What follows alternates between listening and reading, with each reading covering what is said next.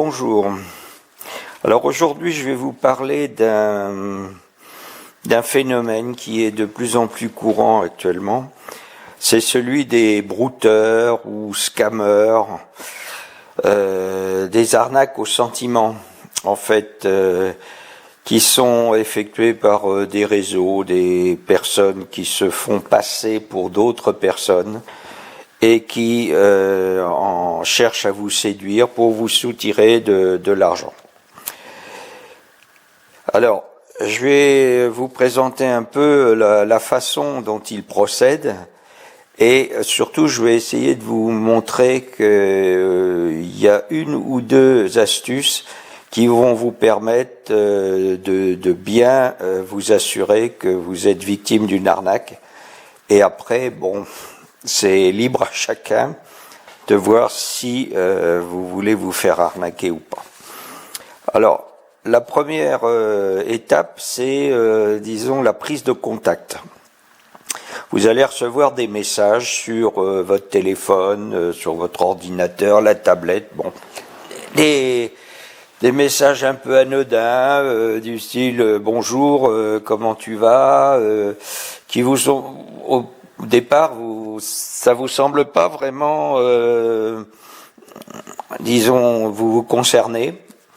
Et donc vous allez engager un dialogue, ou alors ça va être carrément des messages assez directs en disant bon voilà, je m'appelle Pierre, Paul ou Jacques, j'aimerais bien correspondre avec toi, etc. Des fois c'est en anglais, enfin bon. Alors ces personnes vous appellent parce qu'elles se sont procurées votre numéro de téléphone ou votre adresse email par différentes sources et donc vont essayer de vous alpaguer et de vous, comment dirais-je, séduire en se faisant passer pour d'autres personnes, des personnes donc qu'elles ne sont pas. Alors pour cela, elles vont, disons, après un premier contact, comme ça, si vous accrochez, elles vont essayer de vous séduire. Donc ça peut durer plus ou moins longtemps, ça peut être des jours, ça peut être des semaines, voire des mois. Et elles vont essayer de vous mettre en confiance. Elles vont vous raconter leur histoire petit à petit, vous demander un peu des renseignements sur vous, vous allez vous raconter votre histoire. Au début, ça paraît très sympathique. Vous communiquez régulièrement, plusieurs fois par jour. Donc petit à petit, il y a une sorte de confiance qui s'installe. Donc de leur côté, il y a deux solutions, enfin deux hypothèses. Soit ça va être des hommes ou des femmes qui, en général, c'est plutôt ce phénomène-là, c'est plutôt les femmes qui le racontent, donc qui sont à la recherche d'un homme normal, parce qu'elles sont toutes seules, elles ont divorcé, leur mari les battait, ou leur mari était alcoolique, elles sont dans une situation difficile, voire c'est la guerre en Ukraine, et quand c'est des Ukrainiennes, elles sont dans des situations difficiles, donc elles vont un peu vous apitoyer, et en même temps qu'elles cherchent à vous apitoyer, elles vont vous encenser un petit peu. Bon, je vais parler moi plutôt du côté homme, mais c'est un peu la même chose côté femme. Elles vont vous dire que vous êtes beau, que l'écart d'âge, parce qu'il y a souvent un écart d'âge, donc au départ vous êtes un peu réticent, mais vous dites non, c'est pas une question d'âge, vous êtes bien physiquement, puis vous êtes intelligent, vous me faites rire, vous êtes marrant, bref, les femmes aiment bien rigoler, donc vous dites tiens, moi on m'a dit que je faisais rire, ce qui m'a fortement surpris, parce que je suis pas d'un caractère à faire rire les gens. Mais enfin bon, voilà le type d'arguments qu'elles vont vous opposer pour continuer à vous séduire. Et puis vous finalement vous sentez bien, donc petit à petit vous vous confiez. Dans la troisième phase, elles vont vous parler, ou ils vont vous parler de leur situation qui est un peu difficile.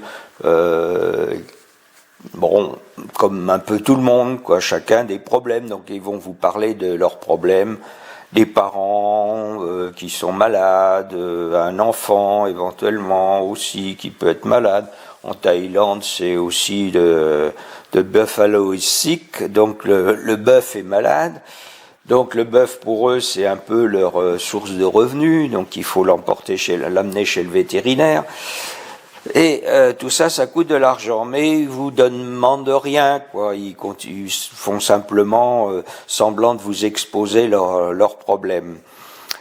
Ça peut être aussi le téléphone qui tombe en panne ou qui a un problème, la tablette, l'ordinateur. Ils peuvent faire état aussi d'autres choses, peut-être de la voiture, s'ils ont une voiture qui tombe en panne, ou alors c'est le scooter, ou c'est le vélo, bref, ou ils ont perdu leur travail. Enfin bon, tout un tas de problèmes comme ça qui engendrent pour eux des soucis financiers, mais ils vous font simplement part de ça. Alors vous, comme ça fait plusieurs semaines que vous communiquez avec eux, ou plusieurs jours, vous vous sentez un petit peu, comment dirais-je, pas responsable, mais voilà, ils vous impliquent un petit peu dans leurs problèmes. Et comme vous avez un revenu a priori qui est important, bon, vous avez envie de leur venir en aide, quoi. Alors là, il y a deux problèmes, enfin deux attitudes possibles. Soit ils vont vous dire dans un premier temps que non, ils sont honnêtes, qu'ils sont un peu gênés, qu'ils veulent pas vous réclamer d'argent, qu'ils vous contactent pas pour ça, que bref. Donc ils vous font un peu culpabiliser. D'un autre côté, ils peuvent carrément vous dire écoute, tu me proposes de m'aider, c'est gentil à toi, ça me fera beaucoup plaisir, et puis vous vous culpabilisez vis-à-vis d'eux, donc vous allez essayer de les aider. Alors il y a aussi un autre phénomène qui s'est produit récemment avec moi, j'ai été contacté comme ça, enfin je suis rentré en relation avec une soi-disant jeune femme qui était assez riche, hein. Elle m'a envoyé des photos où elle était toujours dans des tenues, dans des environnements très luxueux. Petit à petit, elle a prétendu qu'elle avait une Porsche Can-Am ou un truc comme ça.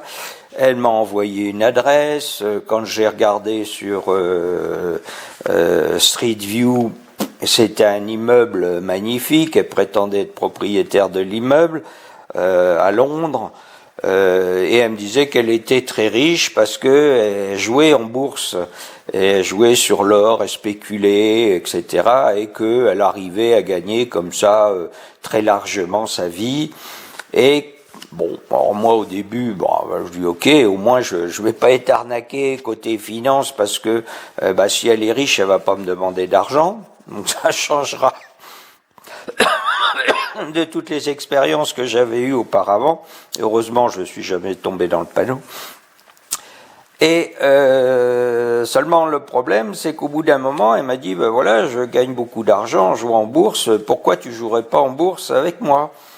Alors moi, je flairais un peu le piège et j'ai dit non, elle va commencer à me demander de l'argent, à qui je vais l'envoyer, par quel intermédiaire, je connais pas trop, et puis j'ai trouvé ça suspect parce que j'avais déjà entendu parler de nombreuses arnaques où les gens avaient envoyé de grosses sommes d'argent pour jouer en bourse et qu'en fait après ils avaient tout perdu.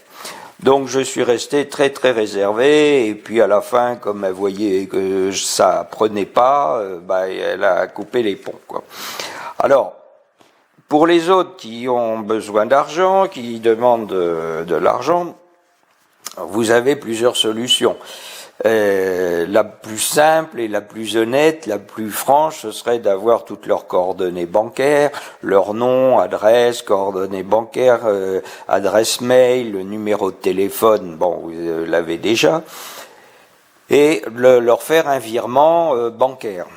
Alors là, bien souvent, ils vont vous dire, ah ben non, j'ai pas de compte en banque, j'ai pas les moyens d'avoir un compte en banque, donc passe pas par un RIB bancaire, envoie-moi plutôt ça par Western Union, Money Cash, Tranche Cash, enfin tout un tas de systèmes de règlement comme ça, de personne à personne, qui ne peuvent pas être remontés entre guillemets par les services quelconques de police ou autre. Parce qu'en fait c'est un numéro que vous leur envoyez et eux ils perçoivent l'argent sur place en donnant le numéro de code et puis c'est terminé. Donc après vous pouvez ne plus les revoir. Donc une fois qu'ils ont commencé à vous demander de l'argent, bon. Vous les avez, vous, pratiquement, enfin, vous les avez pas vus, vous les avez pas eu au téléphone, c'est souvent des contacts par écrit, ils vous ont envoyé des photos, mais la plupart du temps, c'est des photos d'une autre personne qui peut habiter, disons, dans un autre pays, qu'ils ont saisi sur certains sites, et qu'ils ont réussi à vous renvoyer et à vous faire passer pour eux. Alors, au cours de cette communication que vous allez avoir avec eux, vous avez déjà plusieurs facteurs qui vont vous mettre la puce à l'oreille. Cette progression dont je vais vous parler, enfin dont je viens de vous parler, qui est à peu près toujours la même.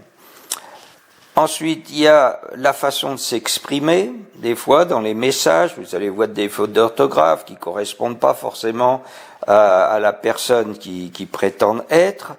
Des tournures de phrases qui peuvent être très bien tournées, voire trop bien tournées, trop sophistiquées.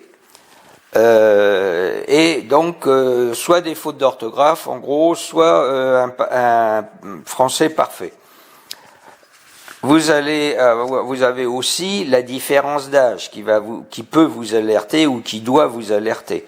Si vous avez communiqué, vous êtes un homme de 60, 65 ans, voire plus, et que vous êtes en communication avec une femme qui a 25, 30 ans, voire moins, et qui vous trouve toutes les qualités du monde, là, ça doit fortement vous inquiéter.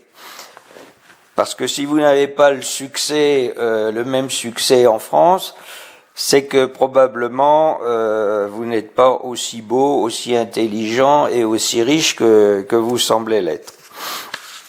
Et c'est valable également pour les femmes. Hein. Si vous avez 50 ans, 60 ans ou même un peu moins, et que vous tombez sur un jeune qui a 20 ans, qui est beau, qui comme un Apollon et qui vous trouve aussi toutes les qualités du monde, méfiez-vous. Donc déjà tout ça, c'est les premiers prémices, disons, qui peuvent vous faire penser que vous êtes en train de tomber dans une arnaque. Ensuite, moi j'ai trouvé, comment dirais-je, deux solutions qui vont qui sont, je pense, imparables. Quelles qu'elles soient, si après, ou quel qu'il soit, si après plusieurs jours, plusieurs mois, semaines et mois de discussion, après avoir tissé une sorte de relation de confiance, vous les appelez au téléphone de façon impromptue, sans leur dire est-ce que tu es disponible, je vais t'appeler à telle heure, le soir, ou machin. Si vous les appelez également par WhatsApp, en vidéo, de façon impromptue, quelle que soit l'heure de la journée, et qu'ils ne vous répondent pas, à moins qu'ils soient aux toilettes, ce qui peut encore se concevoir, mais s'ils sont au lit, s'ils sont dans leur salle de bain, s'ils sont en train de faire de la cuisine ou n'importe quoi, ils doivent vous répondre immédiatement. Si ils ne vous répondent pas et qu'après vous envoient un petit message écrit, désolé, j'ai eu ton appel mais j'ai pas pu te prendre, je fais ceci ou cela. Bon, une fois passe encore, mais si ça se reproduit systématiquement, si vous les appelez et qu'ils ne vous répondent pas au téléphone, ou si vous les appelez en vidéo et qu'ils déclinent la vidéo, c'est probablement à 95% une arnaque. Quand votre mari ou votre ancien compagnon ou un ami très cher vous appelle, vous répondez. S'ils ne répondent pas, c'est qu'ils ont quelque chose à cacher. La femme peut être mariée ou l'homme peut être marié, il a sa femme à côté, il est en train de monter une arnaque de l'autre côté, mais vous l'appelez, il est là, sa femme est là. Bon, ça peut être problématique. Donc ça, c'est, à mon avis, un truc imparable pour détecter une arnaque.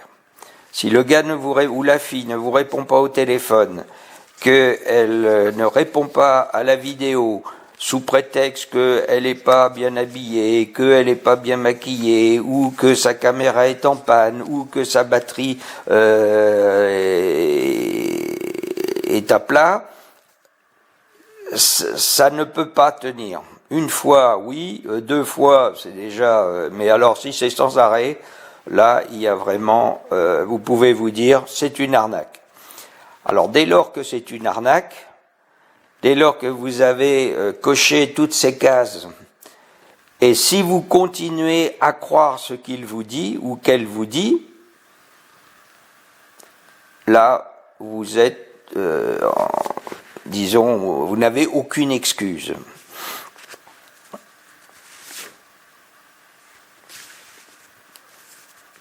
Il y a des gens qui se font escroquer par un soi-disant Brad Pitt.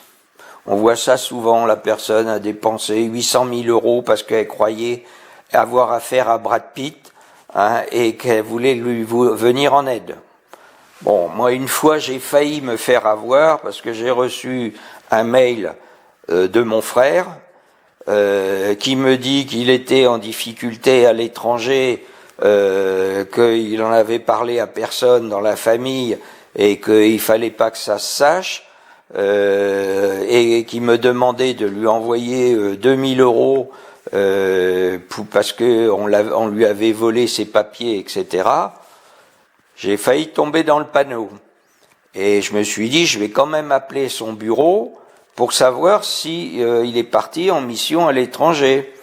Et quand j'ai appelé je l'ai appelé sur son téléphone de bureau, et ben la secrétaire m'a dit, ah, vous appelez pour l'arnaque qui vous dit qu'il est à Barcelone et qu'il a perdu tous ses papiers, qu'on lui a volé ses papiers. Ben, je lui ai dit oui, ben, il dit non, il est là, il est dans le bureau, je vais vous le passer, et vous n'êtes pas le premier. Et en fait, on lui avait piraté sa boîte mail, et tous les propriétaires de la boîte mail, enfin les contacts de sa boîte mail avaient été consultés et contactés par lui, soi-disant, pour lui venir en aide, quoi. Alors, j'espère que personne n'est tombé dans l'arnaque, mais on peut se laisser influencer, voilà. Alors, vous allez aussi quelquefois avoir une personne réelle au bout du fil, où vous allez avoir une vidéo, vous allez pouvoir, après plusieurs semaines, rentrer en contact avec une personne réelle. Alors que jusque-là, les personnes étaient virtuelles, hein. C'est des mecs qui sont là en Côte d'Ivoire, au Nigeria ou au Sénégal, on appelle ça des brouteurs. Ils montent une histoire, ils ont des photos en réserve, ils peuvent envoyer des photos, se faire passer pour une fille alors que c'est des mecs africains derrière leur ordinateur. et ça marche. Il y a toujours des gens qui se font prendre. Donc j'espère que maintenant, avec ces deux petites astuces, vous pourrez vous y échapper. Maintenant, si la personne est réelle, elle peut chercher à vous rencontrer. Pour certaines, s'ils sont originaires de pays africains, dans des situations où ils veulent venir, en fait, leur but c'est de venir en France, de se marier à travers un mariage blanc. Là aussi, il faut vous attendre à ce genre de choses. Ça peut être aussi des femmes qui viennent de pays de l'Est ou autres, qui ont envie de se faire payer un voyage en Europe, qui ont envie de se faire payer des restaurants, qui ont envie de se faire payer une semaine ou 15 jours de vacances, ou qui vont éventuellement vous inviter à venir les voir dans leur pays d'origine. Bon, maintenant c'est un peu moins le cas parce que les Ukrainiennes ou les Russes, c'est difficile d'aller les voir, mais ça peut rester. Il y en a beaucoup en Europe et elles vont aussi vous cherchez à vous rencontrer. Alors là, c'est plus un côté, je dirais, instinct de survie, je dirais, pour gagner un peu d'argent, pour se faire payer des restos, se faire payer des cadeaux, etc., sans forcément avoir l'intention d'aller plus loin avec vous. Alors à ce niveau-là, il faut vous y attendre aussi. Elles vont se servir de vous pour arrondir un peu les fins de mois. Et vous, comme vous l'aurez rencontré, vous aurez peut-être eu des relations sexuelles avec, vous aurez sympathisé, vous allez aussi peut-être leur envoyer de l'argent sur un compte bancaire cette fois-ci, de façon tout à fait normale. Mais voilà, elles vont pas forcément avoir envie de vous épouser, et puis elles peuvent faire avoir la même attitude avec plusieurs hommes. Alors méfiez-vous de ça également. Il faut savoir, alors pour les femmes de l'Est, pour certaines, je dirais, elles sont effectivement dans la misère. Pour d'autres en Afrique, elles sont peut-être aussi dans la misère. Mais il faut savoir quand même que cette méthode, ces arnaques, leur rapporte beaucoup d'argent. Parce que vous n'êtes pas le seul, ils font ça à des dizaines, voire des centaines de personnes. Et ces gars parce que en fait ce sont des faux profils qui vous contactent, se font un fric fou. Ils peuvent peut-être gagner 9 à 10 000 euros par mois. Et donc ils font la fête dans leur pays d'origine sur votre dos. Il faut bien le savoir. Et vous avez probablement moins de moyens qu'eux. Alors, si un jour vous arrivez quand même à nouer des contacts avec eux ou avec elles, qui viennent en France, que vous avez envie de vous marier, tout ça, ok, vous allez vous marier, mais prenez quand même beaucoup de précautions. Suivant les pays, il y a tout un tas de conditions. En Asie, il y a des dots, on va vous demander des dots pour le mariage, donc refusez les dots, refusez de tout ce qui peut vous endetter et vous faire perdre, disons, votre patrimoine. Donc, contrat de mariage impératif, bordé. Il faut savoir, vous renseignez-vous si le contrat de mariage est valable, parce que dans certains pays comme le Canada, c'est pas valable. Donc, si vous divorcez, tous vos biens seront partagés avec les biens de la femme. Ils seront mis en commun et vous devrez payer. Après, vous devrez payer les pensions alimentaires si vous avez eu des gamins. Alors que vous aurez vécu peut-être que quelques mois avec cette personne-là, ou quelques années, et elle, après, vous devrez l'entretenir avec des pensions alimentaires, pensions pour le gamin, etc., etc. Donc, mettez bien à l'abri tout ce qui est votre héritage, tout ce que vous avez, parce que vous pouvez vous retrouver sans rien du tout. Donc, Voilà ce que je voulais vous dire. En cas de rupture, oui, en cas de rupture de mariage et tout ça, ne vous battez pas. Moi, j'ai divorcé. Bon, j'ai essayé entre guillemets de me battre pour avoir la garde de mon enfant, puisqu'on avait eu un enfant. Ne vous battez pas, ne dépensez pas d'argent en avocat ou en quoi que ce soit. Elle veut le chien, vous laissez le chien. Elle veut l'enfant, vous laissez l'enfant. Vous payez la pension alimentaire parce que ça, vous y échapperez jamais. Mais n'essayez pas de lutter contre ça. Vous n'aurez jamais gain de cause en face de la justice française. L'homme sera toujours condamné à payer. Hein, donc protégez simplement votre patrimoine, vos biens avant le mariage.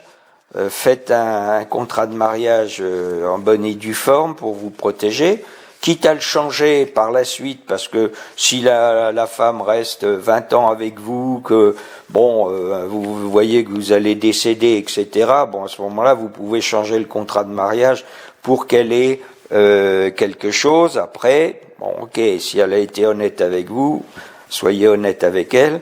Mais par contre, faites très attention de ne pas perdre toutes vos économies et votre patrimoine pour simplement quelques mois de mariage.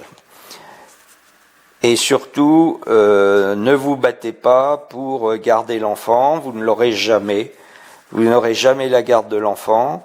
Basez-vous simplement sur la pension alimentaire. Bon, ça encore, il y a des barèmes. En fonction de votre revenu, vous allez payer une certaine somme pour l'enfant, pour la pension alimentaire. Sachez aussi que bon, elle aura probablement la rente de veuve à votre décès quand elle aura 60 ans. Donc voilà, il vaut mieux peut-être privilégier une femme qui a été relativement longtemps avec vous, qui a partagé votre vie, plutôt que de favoriser une personne qui est venue juste pour entre guillemets profiter de votre bien et qui sera resté que quelques années avec vous. Donc ça peut aussi regarder ça peut être important. Voilà, je pense que j'ai fait un peu le tour, c'était un peu rapide. J'ai pas pu vous citer plus d'exemples et puis je parle comme ça sans. Donc voilà, c'est Noël, je vous souhaite un bon Noël et j'espère que cette vidéo va vous épargner de perdre de l'argent. Parce que jusqu'à présent, on connaît un peu toutes ces arnaques, mais les deux ou trois points dont je vous ai parlé pour vraiment identifier